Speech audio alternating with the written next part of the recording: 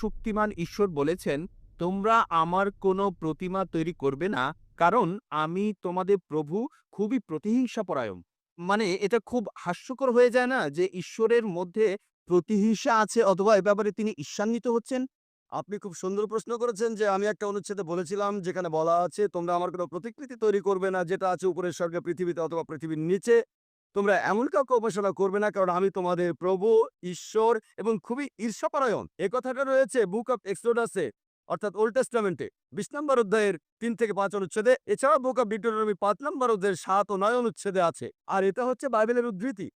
আমি এ কথা বলি না যে বাইবেলের পুরোটাই ঈশ্বরের বাণী। এই অনুচ্ছেদটার ১ম অংশের সাথে আমি একমত।